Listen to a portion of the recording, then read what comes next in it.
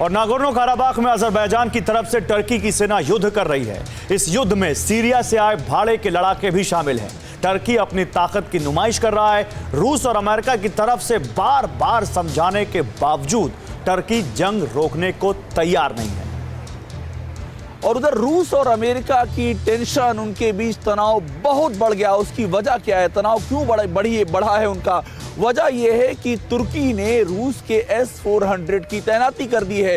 रूस इसे बताता आया है अचूक सिस्टम, अभेद, जिसे कोई भेद नहीं सकता है। अब रूस की समस्या यह है कि अपने ही सिस्टम को भेद करके तुर्की पर हमला कैसे करे। और उधर अमेरिका इस बात को परेशान है कि कहीं तुर्की उसके दिए एटम बमों का इस्तेमाल न कर ले। हर धमाका रूस और अमेरिका के लिए चेतावनी है। आसमान में उठती धुएं की लकीर रूस के इरादों को पाताल में पटक रही है। ये पहला मौका है जब कोई देश अपने ही बनाए हथियार से मात खा रहा है, दहशत में आ रहा है। पुतिन बार बार तुर्की पर एक्शन का प्लान बनाते तो हैं, लेकिन अपने ही बनाए हथियार की वजह से अटैक का प्लान टाल देते हैं। पुतिन से ज्यादा टेंशन ट्रंप को है।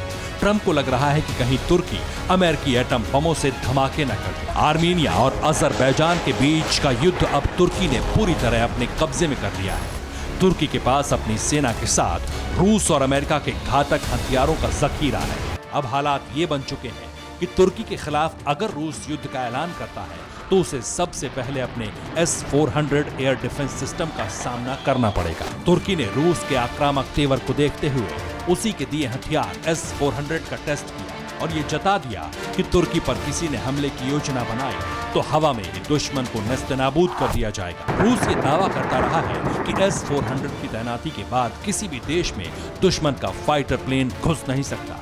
अब रूस के साथ सबसे बड़ी मुश्किल यही है कि अपने एयर डिफेंस सिस्टम को भेद कर तुर्की को कैसे सबक सिखाए। तुर्की के पास अमेरिका से मिले F-16 विमान भी हैं, यानी तुर्की पर हमले की सूरत में रूस के फाइटर प्लेन्स का मुकाबला F-16 से होगा। अगर रूस ने अमेरिकी F-16 को गिरा दिया तो दुनिया में रूसी हथियारों को अमेरिकी हथियारों से ज्यादा एडवांस मान लिया जाएगा। अमेरिका को इससे बड़ा नुकसान होगा। नागोर्नो काराबाख में 21 दिन बाद भी युद्ध जारी है और दुनिया के तमाम बड़े देश खामोश हैं, तो इसकी वजह तुर्की के पास वो हथियार हैं जो उसने रूस और अमेरिका से हासिल किए। तुर्की ने शुक्रवार को S-400 का सफल ट्रायल किया। तुर्की ने फ्रांस के जंग में शामिल होने के ऐलान के बाद ये कदम उठाया। फ्रांस के राफेल फाइटर्स हैं। तुर्की ने इसीलिए रूस के बेहद advance anti aircraft missile system को तैनात कर दिया है।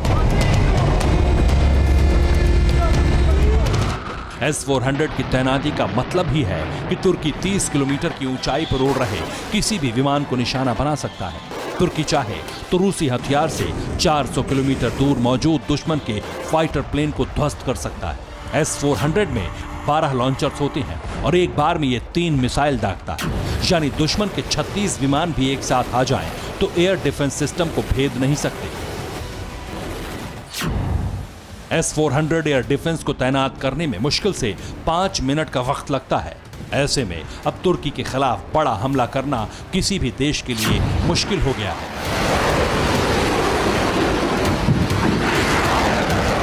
फ्रांस आर्मीनिया के समर्थन में युद्ध में शामिल हो सकता है। दूसरी तरफ रूस ने भी तैयारी कर ली है। समंदर में रूस की नेवी इन दिनों खास एक्सरसाइज कर रही है। पानी के रास्ते से जाकर दुश्मन पर कैसे घातक वार किया जाए, इसकी ट्रेनिंग दी जा रही है। रूस के गोताखोर दुश्मन की बोट पर हमला करने की प्रैक्टिस कर रहे हैं। समंदर किनारे मौजूद शहरों पर अटैक के लिए रूस हाई स्पीड बोट PK-16 से तैयारी कर रहा है। रूस की वॉर एक्सरसाइज मौजूदा हालात की वजह से, और रूस अच्छी तरह जानता है कि अगले कुछ दिनों में ही उसकी तीनों सेनाओं की ताकत और तकनीक का इम्तिहान हो सकता है। तुर्की की खुली बगावत को फिलहाल बर्दाश्त किया जा रहा है तो उसकी वजह एटम बमों का वो जखीरा है जो इस वक्त तुर्की के पास है। तुर्की के पास अमेरिका के कई एटम बम हैं। तुर्की पर चौतरफा हमला हुआ तो बौखलाहट में तुर्की अमेरिकी एटम बम्स का इस्तेमाल भी कर सकता है। तुर्की अभी तक परमाणु शक्ति नहीं है, लेकिन अमेरिका के 50 एटम बम अभी भी तुर्की की जमीन पर मौजूद हैं। शीत युद्ध के दौरान अमेरिका ने दूसरे नाटो देशों की तरह तुर्की में भी B-61 परमाणु बम तैनात किए थे। साल 2000 तक अमेरिका ने तुर्की से 40 परमाणु बम हटा लिए थे, लेकिन अब भी अमेरिका के 50 परमाणु हथियार दक्षिणी तुर्की के बेस पर मौजूद हैं। सीरिया में कुर्द फोर्स पर तुर्की ने हमला कर दिया था, जिसके बाद अमेरिका ने तुर्की को चेतावनी दी थी। अमेरिकी राष्ट्रपति डोनाल्ड ट्रंप ने तुर्की पर कई प्रतिबंध लगाते हुए अर्थव्यवस्था तबाह करने की धमकी दी थी। ट्रंप के इसी फैसले के बाद तुर्की ने अमेरिका के 50 परमाणु बमों को अपने कब्जे में ले लिया।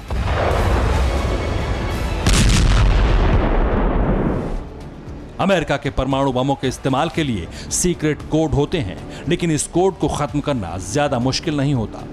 तुर्की अगर सिर्फ पाकिस्तान के साथ लड़ाई के मैदान में रूस, फ्रांस और अमेरिका को चैलेंज कर रहा है, तो माना जा रहा है कि तुर्की अमेरिकी एटम बमों के बल पर धौंस दिखा रहा है। तुर्की के खिलाफ फ्रांस खुलकर सामने आ चुका है और राफेल से अब तुर्की की सेना का सामना हो सकता है।